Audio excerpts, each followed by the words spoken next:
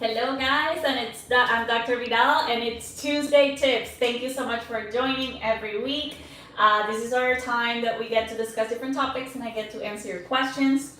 Today we're going to continue the topic that we started last week about labiaplasty.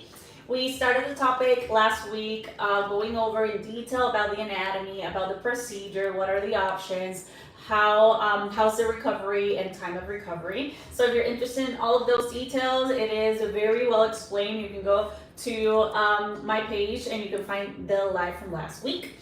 And today we're going to talk about the myths about the surgery. This surgery, it's an intimate area, so I understand why it has so much myths, but it is a procedure that carries so much misinformation and so much anxiety for people because they hear a lot of things in social media, specifically about the surgery, about the recovery, about how painful it is. So I want to just focus on all of those myths and demyth them so we understand really the facts and speak with the truth and with facts so you can make an informed decision and decide if this procedure is good for you.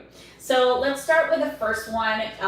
People say why would you go under the knife, especially in that area, for just purely cosmetic reasons? Like, who's gonna see it? Who cares? If your partner really loves you, he shouldn't or she shouldn't be looking into that area with those eyes. It is depending on each patient's decision, but it's not a purely cosmetic procedure.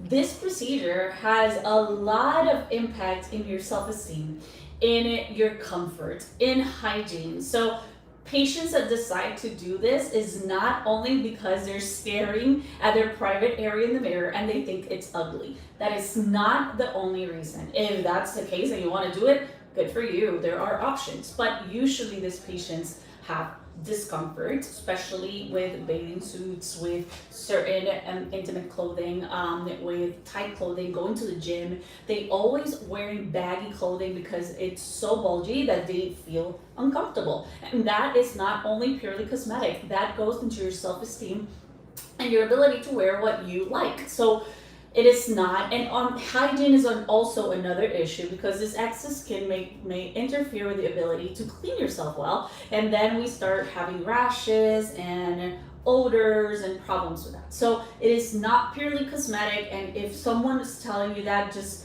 ignore them because they need to watch this live and get more information in the topic, but it's not. And these patients have a lot of changes in their self-esteem afterwards, okay? Recovery is long and painful. That's a very sensitive area that is too painful. Don't do it. That is not true. Recovery, like any procedure, has some pain and discomfort afterwards, but this procedure is not more painful than any other surgeries in the body. And actually, the pain and swelling is usually the first few days, 1 week. Afterwards, you feel a lot better. Most patients are back to work and doing their usual day-to-day activities in 1 to 2 weeks.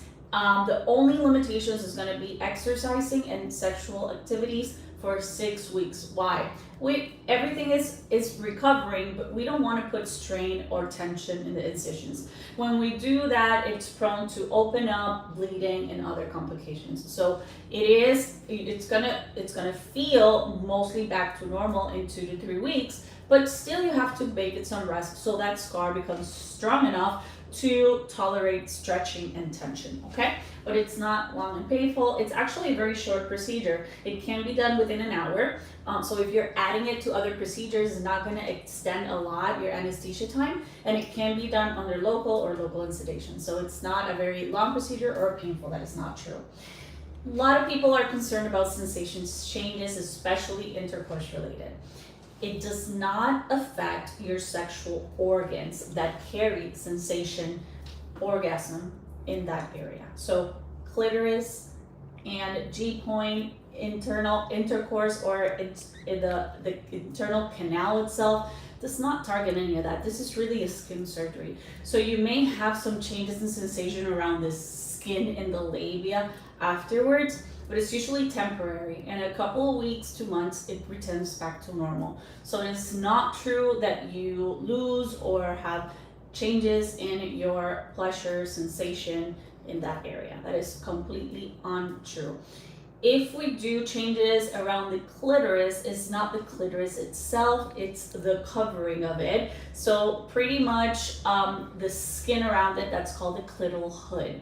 So it does not touch or change your clitoris itself, it's the skin around it. Again, once we operate in those areas, you may experience transitory changes because of the scarring, but afterwards it goes back to normal, and that is a myth completely. Another myth is that you can only need a labiaplasty if you have a vaginal delivery. So have a C-section and you then don't need a labiaplasty. That is not true. Labiaplasty is for different anatomies in that that area, and a lot of patients is really congenital. You may have excess skin in that area just congenitally, like you were born that way. It may be asymmetric, one longer than the other, causing more discomfort. So this is not true. It is true that after vaginal delivery, it may stretch that area and you may be prone to develop it afterwards, but there are other complications of a C-section, okay? C-section is a surgery. They're cutting your abdominal muscles. So don't look at C-section like it's like the solution to it. That decision you have to do for your well-being, your baby, with your OBGYN, but don't make that decision solely because of this myth, because it's not true, okay? And some people say it's very dangerous, risky, and we go back to the sensation changes, or that it's very long and painful. I talked about this already. It is not very long and painful, short procedure, not more than an hour when you combine it with other procedures, and itself not more than an hour. It can be done under general, but it also can be done under local anesthesia and sedation, or local only if you're a very calm person and tolerate the needle in that area. And it is not dangerous and risky. The risk of complications of this procedure is very minimal. Major risks are bleeding, and that's really the initial 1 to 2 days. You may see some spotting, but more bleeding like a hematoma may happen with very, very low risk. And the other risk is wound dehiscence, that it opens up. And that's why you try to avoid exercise or sexual intercourse for those first weeks, to try to avoid any tension, okay? Let's hear some questions if you guys have them. Yes, and the first question is about speeding suture, how I can remove it at home. What is a spitting suture? A spitting suture is an absorbable suture that we put it inside of the skin. Sometimes the body tends to kind of pull it out or kind of extrude it. Why? Because the body is going to try to dissolve it or get it out. So you may see, I use absorbable sutures for most or all my procedures. So you can see it after a breast lift, after a tummy tuck, after brachioplasty, for example, any procedure that involves different layers of closure. And when do you see it? Usually about 3 weeks to 6 weeks after surgery, sometimes even a little bit longer. Those sutures take up to 6 months to absorb, okay? The majority of them, your body's gonna absorb them with enzymes, like we dissolve any scar, but sometimes the body kind of pulls them out. How are you gonna feel it? Like literally, like a suture that's coming out of your healed incision, okay? It may start to look like a pimple, and then you feel the suture. So if you feel this, you can clean it with alcohol, get a tweezer, and pull the suture. You are not gonna unravel the entire incision, because at that point, the incision is healed, okay? You're just gonna get that suture that is also like partially dissolved. There's no nut there, so it's gonna be easy to pull out. After you pull it out, you may see when you break a pimple that it's still a little bit open. You can apply antibiotic ointment to it, and it'll heal in 1 to 2 days. Okay. My second boy is coming in January. Congrats. I'm finally thinking on my MMO, my mommy makeover. Okay. When can I book? So when to do the surgery, I'm going to answer that question first, so I can answer the when to book. You have to wait at least 6 months after delivering the baby to do your mommy makeover. We want that swelling to come down, that muscle to kind of settle in, okay? So after your delivery, 6 months. And then if you're breastfeeding, you have to wait 6 months after finishing breastfeeding. same thing. For the breast swelling to go down, so we see if you need an implant, if you just need a lift, or what you need. So it takes about 6 months of a minimum if you're not breastfeeding. But that's why I had to answer this question, because if you decide to breastfeed for 6 months, then you have to wait a year, 6 months of breastfeeding and 6 months after finishing breastfeeding. And we can book you 1 year in advance. So do the math. So if you are having your baby now, January. and January. in January, and you are not breastfeeding, the earliest you can have your surgery is in June, 6 months after. So you could book now for your June surgery because it's within a year. Just an example. Thank you, Dr. V. I have one minora. Menorah. Okay, minora. That's larger than the other. Yes. The other is pretty much super tiny, and the other sticks out a lot.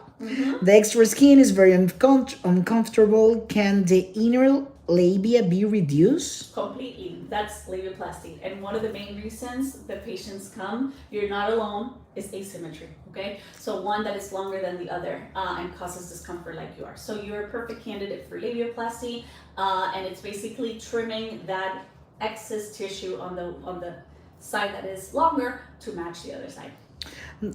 If you can talk about the downtime for breast lift. Breast lift downtime. So breast lift with or without implants, really the recovery is the first week. You're gonna feel some pressure, tension, swelling. Majority of patients are back to work at a week because pain is really not that severe. The only thing I'm gonna ask you is not to elevate your arms above your shoulder level for 2 weeks, okay? So it depends on your line of work.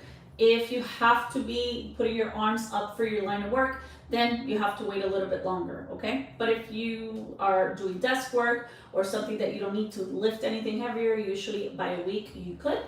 You're gonna avoid lifting anything heavier than 10 pounds for 6 weeks, so that also takes into account what your line of work is. But I mean, the recovery is very tolerable, and like I mentioned, most patients are back to work at a week. Okay, it's fat transferred to the outer lip area too. I'm only 31 years old and from massive weight loss. It's pretty deflated.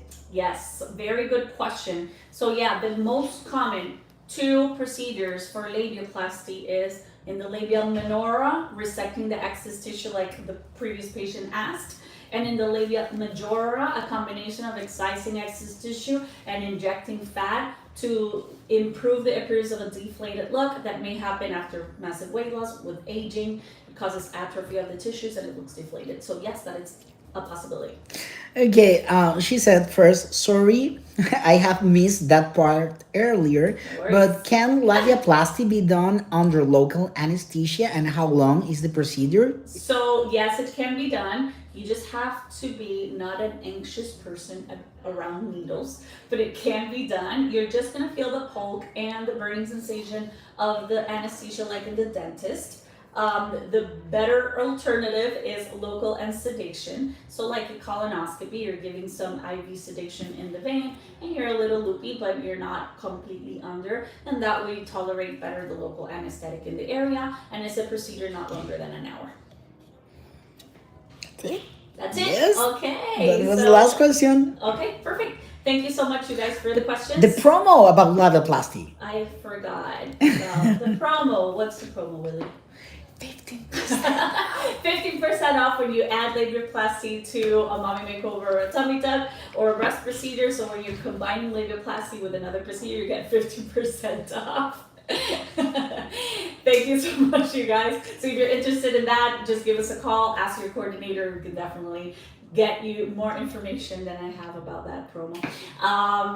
Sorry for that. I don't know. It's fine, we're fine. Sorry. But this is an important question. Forgetting about the promo. Yeah, don't worry. Yes. Yes. Our patient is back and she wants to know how long after a tummy tuck she can get her labiaplasty. So after any procedure, at least 3 to 4 months, if you had the tummy tuck already, but if you haven't had it, then you can combine it and we can do it at the same time. But if you had the tummy tuck already, at least 3 to 4 months to recover from the tummy tuck, the swelling to calm down, and we can do labiaplasty. Okay? Awesome. Thank you so much, you guys, for joining. I'll see you guys next week in Tuesday Tips. Have a beautiful week.